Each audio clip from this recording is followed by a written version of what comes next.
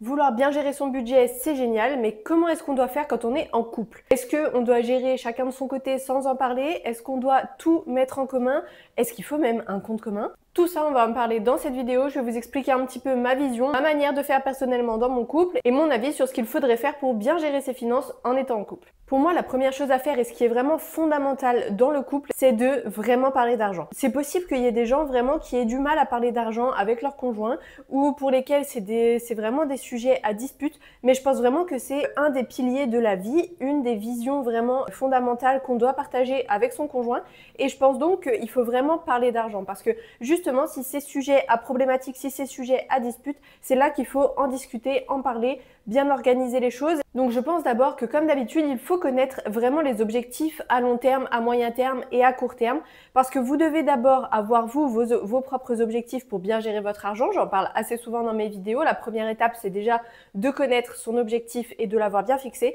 Mais je pense aussi que du coup, il faut qu'on connaisse également l'objectif de notre conjoint. Et il faut vraiment mettre ça en corrélation. Il faut vraiment voir si on peut vraiment faire correspondre les deux objectifs. Ou en tout cas, il faut qu'on sache un petit peu quel est l'objectif de notre conjoint pour comprendre comment il gère son argent, pour peut-être l'aiguiller aussi. Et voilà, et que en fait, les deux partenaires aient chacun la vision de l'un et de l'autre dans la gestion financière. Donc certes, si votre conjoint n'a pas vraiment le même objectif que vous avec son argent, eh bien il va sûrement gérer différemment, mais vous pouvez vraiment trouver des stratégies et vraiment tourner autour de ça, voilà, mettre en place une vie qui fait que vous pouvez vous remplir vos objectifs et votre conjoint peut lui remplir également ses objectifs. Ça c'est très personnel, mais pour moi c'est aussi un très gros critère. Je pense pas que je pourrais être avec quelqu'un qui n'a aucun objectif financier à long terme, qui cherche pas vraiment à s'enrichir.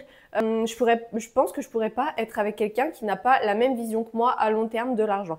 Donc voilà, je suis très contente que mon mari et moi, on soit vraiment sur la même longueur d'onde à ce niveau-là. On a vraiment les mêmes idées, voilà, on a tous les deux envie d'investir beaucoup, de faire grossir notre patrimoine, etc., etc. Donc c'est vraiment quelque chose qui fait que ça fonctionne et que notre gestion financière peut être vraiment commune parce que clairement on a les mêmes objectifs. Donc je pense que c'est plus facile quand on a les mêmes objectifs et les mêmes ambitions. Ensuite, la deuxième étape, évidemment, c'est comme pour la gestion de vos finances personnelles, il va falloir faire un budget. Et il va falloir faire donc un budget commun. Donc que ce soit le logement, la nourriture, les charges, etc. Il y a plein de charges que vous allez avoir en commun. Et pour moi, il faut que vous établissiez donc votre budget à ce moment-là. Donc là, c'est là que dans les revenus, vous allez pouvoir pas forcément mettre votre salaire entier, mais seulement une partie. Ce sera uniquement de quoi combler vos charges. Et l'autre partie, vous allez pouvoir la garder pour vous perso et pour faire ce que vous voulez. Donc si vous, par exemple, vous souhaitez investir et épargner, eh bien avec l'argent qui reste de vos charges, vous allez pouvoir faire ce que vous voulez. Voilà, dépenser un petit peu dans vos plaisirs et ensuite épargner, investir, etc. Et votre conjoint, s'il a envie de tout dépenser, eh ben lui, avec la partie qui lui reste, il va pouvoir tout dépenser. Mais je pense qu'il faut d'abord se mettre d'accord sur, voilà, toi, tu vas donner tant dans le loyer chaque mois, moi, je vais donner tant dans le loyer chaque mois. Et pareil pour toutes les charges communes, les courses, etc. En tout cas, c'est comme ça qu'on a toujours fonctionné, mon mari et moi. Au début, quand on s'est rencontrés, on n'avait pas vraiment le même salaire, donc on faisait en pourcentage. Voilà, si mon mari gagnait un peu plus que moi, eh bien, il mettait un peu plus que moi dans le loyer. Globalement, le reste était à peu près 50-50, mais voilà. Après, ça n'a jamais été des très grosses différences, donc c'était plus ou moins du 50-50. Et ensuite, donc, comme dit, avec l'argent qui nous restait, on faisait chacun ce qu'on voulait. On achetait nos trucs perso, notre shopping, etc. Et on mettait de côté. Mais après, on réfléchissait quand même ensemble à ce qu'on allait faire parce qu'au final, on s'est mis après à investir notre argent. Dans tous les cas, moi, j'investissais de mon côté, lui aussi de son côté. Donc, on avait quand même la même vision sur ce côté-là.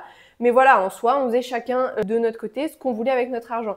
Et là, ce qui est plus facile aussi, ça peut être d'avoir un compte commun. Nous, perso, donc à ce moment-là, on a fait un compte commun pour pouvoir mettre toutes les dépenses en commun dessus. Donc le loyer se tirait dessus, on payait les courses avec, etc., etc. Donc chaque mois, on mettait une partie de notre argent, celle qu'on avait convenue, sur ce compte commun juste pour payer toutes ces charges. Et ensuite, on avait chacun nos deux comptes perso, comme dit, pour faire chacun ce qu'on voulait. Donc ça, pour moi, c'est une bonne manière de faire. Après, je vous cache pas que depuis quelques années, on a clairement le même salaire. On a la même vision des choses, on a à peu près envie de dépenser pareil. On a supprimé nos comptes perso, on a simplement un compte commun maintenant. Et voilà. Et ensuite, on a des livrets A chacun, bien sûr. Et c'est plutôt de nos livrets A qu'on gère, en fait, notre argent qu'on veut dépenser, il est plutôt en épargne. Et quand on a envie de dépenser, on prend dessus pour remettre sur le compte commun pour acheter quelque chose d'un peu plus perso.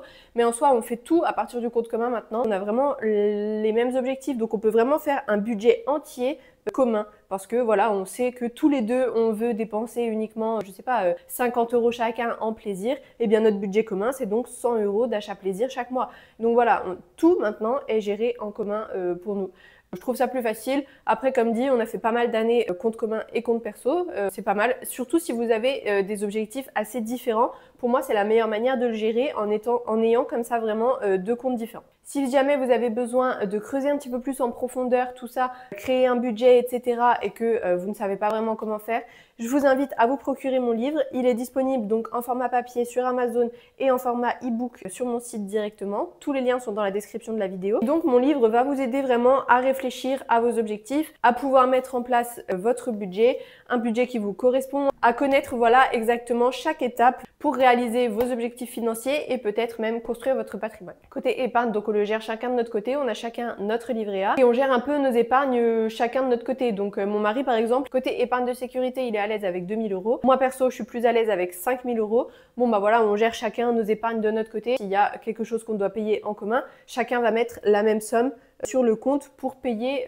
cet imprévu, vous voyez. Si mon lave-linge tombe en panne et que je dois en racheter un à 400 €, je vais prendre 200 € de mon livret A, il va prendre 200 € de son livret A et on va pouvoir payer ce lave-linge. Donc voilà, c'est pour ça que côté épargne, par contre, on gère vraiment chacun de notre côté. Et ensuite, bah, on rajoute aussi l'argent plutôt plus fun. Comme dit, en commun, on a un budget assez restreint côté plaisir chaque mois. Mais ensuite, on le gère avec nos épargnes. On met beaucoup sur nos épargnes chaque mois. Ensuite, nous-mêmes, bah, on le gère. Est-ce que voilà, c'est pour mon épargne de sécurité ou est-ce que j'en ai déjà assez et du coup, ce sera plutôt pour faire du shopping, ce sera plutôt pour dépenser dans des voyages, etc., etc. Ça, vraiment, on gère chacun de notre côté.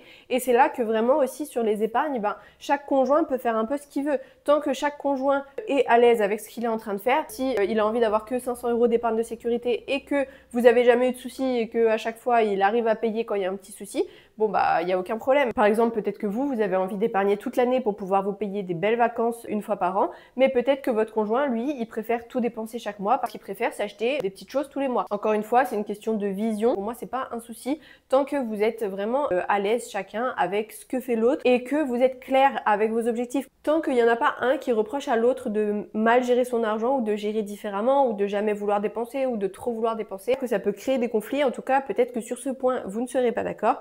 Et c'est ok, je pense que vous pouvez vivre avec ça. Comme dit, vous pouvez, je pense, atteindre vos objectifs personnellement et votre conjoint ses objectifs personnellement. Si ça concorde pour moi, c'est encore mieux, mais si ça ne concorde pas, je pense pas que ce soit un vrai problème. Donc au final, je pense que gérer son argent en couple, pour moi, c'est vraiment juste une question de communication. Il faut vraiment être clair avec ses objectifs, avec sa vision de l'argent et savoir ce que l'autre pense justement. Et ensuite, c'est juste encore une fois une question de stratégie et d'organisation. Si vous vous organisez bien, vous pouvez clairement séparer un petit peu les choses qui sont communes, les choses qui sont personnelles. Et je pense qu'on peut vraiment très bien gérer son argent, même en étant en couple. Si votre conjoint, il n'a pas la même vision de l'argent que vous, et bien simplement, vous gardez un petit peu plus sur votre compte perso pour pouvoir faire vous ce que vous souhaitez avec votre compte personnel. Vous pouvez tout mettre en commun si vous avez la même vision de l'argent et que vous avez les mêmes idées de dépenses, etc. Mais si jamais c'est pas le cas, vous pouvez avoir totalement les deux. Pour moi, c'est la meilleure manière de gérer, d'avoir un compte commun pour les dépenses communes. Vous mettez uniquement ce qu'il faut pour couvrir les dépenses et ensuite, chacun fait ce qu'il veut avec son argent de son côté. Il faut vraiment en discuter, surtout si vous avez des objectifs en commun. Par exemple, si vous voulez acheter une maison, je ne sais pas, et qu'il faut du coup économiser pour avoir un apport, etc. Ça, c'est vraiment quelque chose avec lequel il faut être au clair parce que dans ce cas, vous devez avoir une stratégie commune pour pouvoir atteindre cet objectif commun. Je te remercie d'avoir regardé cette vidéo, j'espère qu'elle t'aura plu. Je te retrouve bientôt dans ma prochaine vidéo et d'ici là, n'hésite pas à me retrouver sur tous mes réseaux sociaux.